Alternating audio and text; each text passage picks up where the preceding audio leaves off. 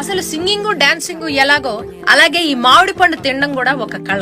ఈ కాలం వాళ్ళు తలకిందులా తపస్సు చేసినా ఈ ఆర్టుని పొందలేరు. ఆ వయసు వాళ్ళందరూ మామిడి పండు తినడంలో ఒక డిగ్రీ పొందాం.